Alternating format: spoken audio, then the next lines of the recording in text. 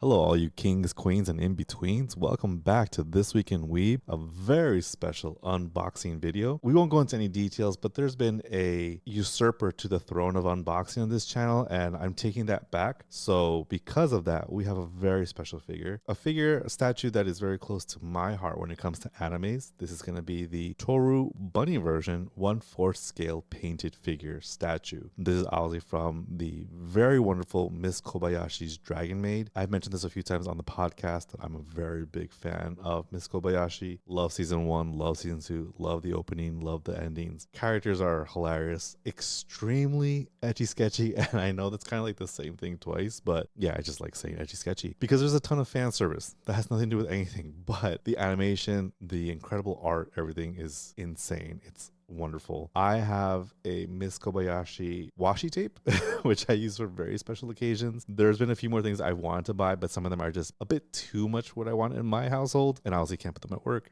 But with this, certain people don't care about that. And you know what? Bless them for it. Let me not knock over things in the background. As you can see, it is Tohru in a cute little bunny outfit, because what anime is not complete without a bunny outfit statue of them? That's a lot of Tohru. And we're going to turn around to the back, take a quick look. Yeah, that is a lot of Tohru. I'm not a huge fan of the whole bunny outfit aesthetic. I understand why it's cute. I'm not going to say anything's wrong with it. It's just it's never been my thing. A figure doesn't innately become cuter or less cute in or out of a bunny outfit, but I can appreciate it. I can understand why it's cute. From the statue itself, you can see she comes with bunny tail, little tie, looks like stockings, fishnets, yes. And of course, her little Tohru horns that she has as a dragon. Her very famous eyes, and of course, little fangs. But let's take a look at this. Now, as you can tell off the bat, this is a huge statue, because this is not your regular 1/12 scale, which we said is about 6 inches, or even 1/6 scale, which is about 12 inches. This is 1/4 scale.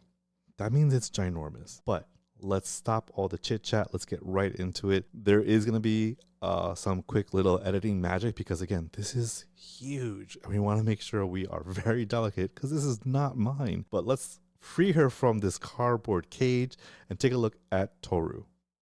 As a quick moment before we get to our other edit, let's take a look at Tohru still in her packaging, because this just gives you a sense of scale. Like this, if you remember, this is our previous Harley figure we've done right up there.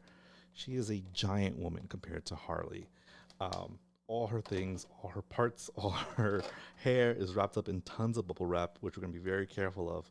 But as I'm looking at this packaging, there is tape along the sides. Any very good unboxing person brings an actual knife to these, not a butter knife, not their nails, an actual knife or a box cutter. So let's free Tohru from this plastic prison now. And there she is. There is Miss Tohru out of her little plastic prison. I'm pretty sure I got everything there. She came with a ton of bubble wrap, little plastic wrappings. It's a simple, but it's a very elegant, simple base. I'm going to do some close-up shots with her so you can see how it is, but she is gorgeous. She's a great figure, and I'm very jealous. The one thing I did forget, I just noticed the whole point of this statue, the whole reason why it's special and not just a regular Tohru, we forgot her bunny ears. So let's get those on, and then she'll be good to go. Okay, so I know it's been like a silly question about where do her bunny ears go. Obviously, this answer is in her head. But as you saw initially, she had these little white nubbins sticking out, and I thought, do they go behind them? No, they pop out. They're kind of little placeholders, I guess, for it, and they have a different shape at the base, so you don't mess up any of the ears as they go in. But here she goes. So this is our Tohru, free of her box prison, ready to go, ready to be displayed. It is to note for anyone who is getting her, she's kind of balancing on one foot and the other one's a little bit in the air.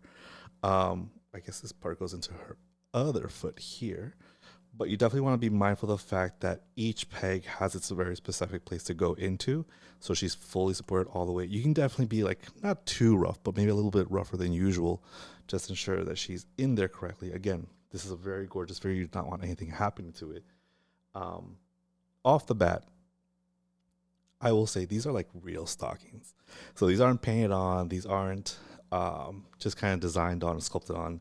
These are actual fabric stockings, which for those of you who have a texture thing, I'm surely very happy. Her hair is like a soft vinyl plastic, so it kind of is a bit easier kind of maneuver and just kind of play with, but it's definitely not going to break off the bat.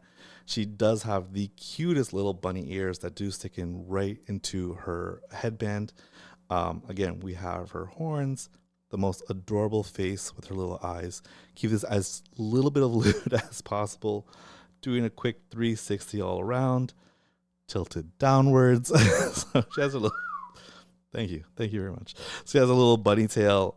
Again, the outfit itself, it's a very kind of shiny material, so I guess it's like latexy or almost vinyl-y, but it works. It works all around. Again, the base, as you can see here, without trying to get lewd, is very kind of straightforward, very kind of simple. But in this case, it works. If she's going for that kind of Playboy bunny-esque look, we're going to keep it a little classy. If you're a fan of any kind of figures, statues that come in bunny forms, this is definitely one for you. If you're a fan of Miss Kobayashi, absolutely. Or if you're a fan of just things that are a bit loose, it's going to make people come over a little uncomfortable, this is what you want. This is, again, a great figure. Had I the space or proper place for it, I would definitely get it. And I just might anyways, because again, it's adorable. It's really, really cute.